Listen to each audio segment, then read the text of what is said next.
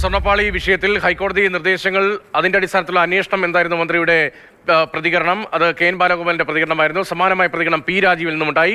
ഹൈക്കോടതി മേൽനോട്ടത്തിലുള്ള അന്വേഷണം പോലും പ്രതിപക്ഷം അംഗീകരിക്കുന്നില്ല എന്നതാണ് പി രാജീവിന്റെ കുറ്റപ്പെടുത്തൽ. ആ പ്രതികരണം കൂടി.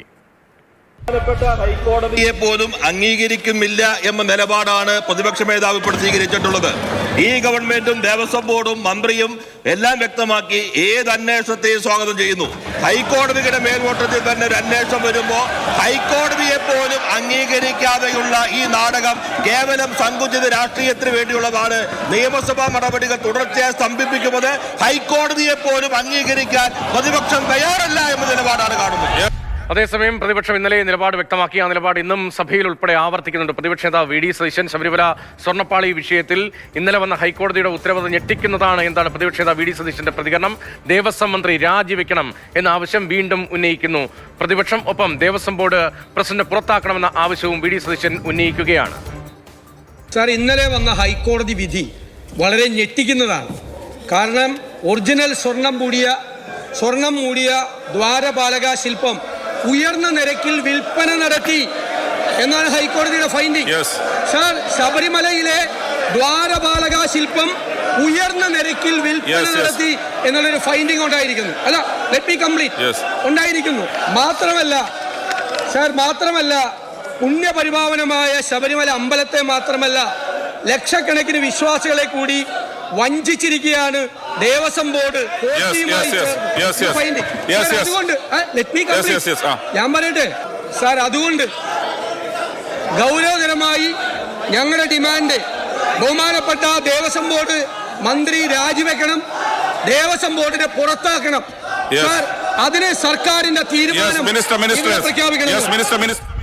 മൂന്നാവശ്യങ്ങളാണ് പ്രതിപക്ഷം പ്രധാനമായി മുന്നോട്ട് വയ്ക്കുന്നത്. ഒന്ന്, CBI അന്വേഷണമാണ്. കേന്ദ്ര ഏജൻസിയുടെ അന്വേഷണം ഈ വിഷയത്തിൽ വേണമെന്നാണ് പ്രതിപക്ഷത്തിന്റെ നിലപാട്. അതിനൊപ്പം തന്നെ ദേവസ്വം മന്ത്രി VN വാസവൻ രാജിവെക്കണമെന്ന ആവശ്യം അത് ശക്തിപ്പെടുത്തുകയാണ്. അതേസമയം തന്നെ ദേവസ്വം ബോർഡിനെ പരിപൂർണമായി പുറത്താക്കണം. നേരത്തെ ദേവസ്വം ബോർഡ് പ്രസിഡന്റ് പുറത്താക്കണമെന്ന ആവശ്യമായിരുന്നെങ്കിൽ ദേവസ്വം ബോർഡിനെ തന്നെ എല്ലാ അംഗങ്ങളെ ഉൾപ്പെടെ പുറത്താക്കണമെന്ന ആവശ്യം കൂടി മുന്നോട്ട് വയ്ക്കുകയാണ്. സഭയിലും ഈ വിഷയം വലിയ പ്രക്ഷുബ്ധമായ സാഹചര്യങ്ങളിലേക്ക് ഇപ്പോൾ കടക്കുകയാണ്. സഭയിൽ പ്രതിപക്ഷത്തിന്റെ പ്രതിഷേധം തുടരുകയാണ്. കെ എൻ ബാലഗോപാലും പി രാജീവുമാണ് ഈ വിഷയത്തിൽ സർക്കാരിന്റെ കേരള പൊതുവിൽപ്പന നികുതി ഭേദഗതി ബിൽ പരിഗണനയിൽ കിടന്ന് ഉപക്ഷേപത്തെ അനുകൂലിക്കുന്നവർ പ്രതികൂലിക്കുന്നവർ ഉപക്ഷേപ സഭ അംഗീകരിച്ചിരിക്കുന്നു.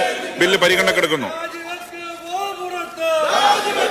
പ്രതിപക്ഷത്തെ ചർച്ചയ്ക്കായി വെല്ലുവിളിക്കുകയാണ് രണ്ടാം വകുപ്പ് തയ്യാറാകുന്നില്ല എന്ന ചോദ്യം ഉന്നയിക്കുന്നു. അതേസമയം പ്രതിപക്ഷം സ്വീകരിച്ചിരിക്കുന്ന നിലപാട് അടിയന്തര പ്രമേയ നോട്ടീസ് നൽകുന്നില്ല. ചോദ്യോത്തര വേളയിൽ തന്നെ ചോദ്യോത്തരവേള നിർത്തിവെച്ച് ചർച്ച ചെയ്യണമെന്ന ആവശ്യമാണ് ഇന്നലെയും ഉന്നയിച്ചത്.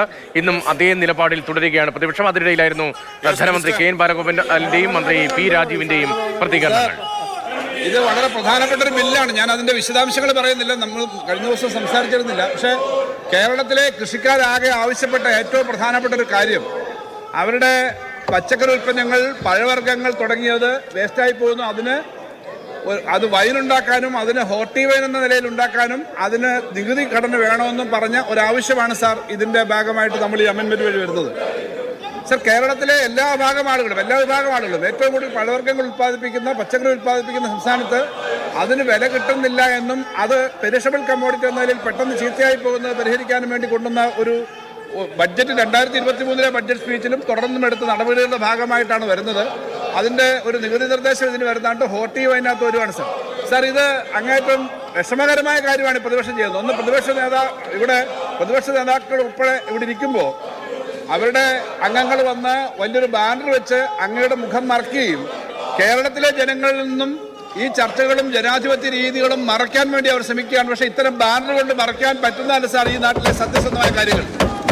സാർ, ബഹുമാനപ്പെട്ട ഹൈക്കോടതി പറഞ്ഞ ഒരു കാര്യത്തിന്റെ അടിസ്ഥാനത്തിൽ ഗവൺമെന്റ് ആ കാര്യത്തിന് നിലപാടെടുത്ത് ഹൈക്കോടതി ഒരു പ്രത്യേക ഇൻവെസ്റ്റിഗേഷൻ ടീമിനെ നിശ്ചയിച്ച് അതിനപ്പുറം വേറെ എന്ത് കാര്യം സാർ? ഇത് പുറത്ത് RSSും BJPയും അകത്ത് കോൺഗ്രസും കൂടി നടത്തുന്ന ഇടതുപക്ഷ ഗവൺമെന്റിനെതിരെയുള്ള നാടകമാണ് സാർ. ആ നാടകം പുറത്തിപ്പോ RSSകാരും BJPക്കാരും പല സ്ഥലത്തേക്കും ഇതുമായിട്ട് നടക്കുന്നുണ്ട്. നിങ്ങൾ ഒരുമിച്ചുള്ള ഒരു പ്ലാനിംഗ് ആണ്. ആ പ്ലാനിങ്ങിന് ഭാഗമാണ് സാർ. സുപ്രീം കോടതി വരെ പോയിട്ട് ചില കാര്യങ്ങളുമായിട്ട് ഇന്നലെ പോയല്ലോ. സുപ്രീം കോടതി വരെ പോയിട്ട് സുപ്രീം കോടതി എന്താ പറഞ്ഞേ? സുപ്രീം കോടതി പറഞ്ഞു ഫൈനടിക്കണമെന്ന് ചോദിച്ചാൽ മെമ്പർമാരുണ്ടല്ലോ ഇവിടെ. സുപ്രീം കോടതി എത്രയോ കാലമായിട്ട് കാര്യം കാണിച്ചുകൊണ്ടിരിക്കുകയാണ്. സുപ്രീം കോടതി പോയിട്ട് സുപ്രീം കോടതി നിന്ന് ഇത് മേടിച്ച് തിരിച്ചു വന്നിരിക്കുകയാണ് സാർ. ഇത് ഒരു കോടതിയിൽ പോയി തോറ്റിട്ട് കോടതി പറഞ്ഞത് എന്തിനാണെന്ന് പറയുന്നത് കോടതിയെ വെല്ലുവിളിക്കുന്ന തരത്തിലുള്ള സമീപനങ്ങളാണ് സാർ. കോടതിയെ വെല്ലുവിളിക്കുന്ന തരത്തിലുള്ള സമീപനമാണ്. നേരത്തെയും ഇത്തരം കാര്യങ്ങൾ ചെയ്യുന്ന തുടർച്ചയാണ് സാർ. ഇവിടെ വാചാലമായി സംസാരിക്കുന്ന അംഗങ്ങൾ കേരളത്തിലെ ജനങ്ങൾ കാണുകയാണല്ലോ. കേരളത്തിലെ സാധാരണക്കാരുടെ വരുമാനത്തിന് വലിയ മാറ്റം ഉണ്ടാകുന്ന മോട്ടീവൈൽ ഉൾപ്പെടെ ഉണ്ടാക്കുന്ന കാര്യങ്ങൾ ചർച്ച ചെയ്യുന്നു. ഇനിയുള്ള ബില്ലുകളുണ്ട്.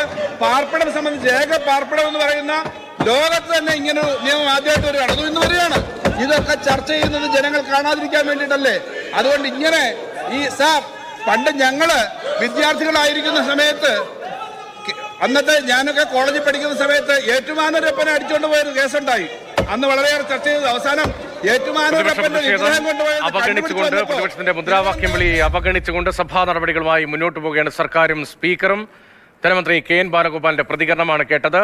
ഹൈക്കോടതി അന്വേഷണം പ്രഖ്യാപിച്ചിരിക്കുന്നു. അതിന്റെ RSSും കോൺഗ്രസും പ്രതിപക്ഷവും ചേർന്ന് നടത്തുന്ന നാടകമാണ് സഭയ്ക്ക് അകത്തും പുറത്തും എന്താണ് ആരോപണം.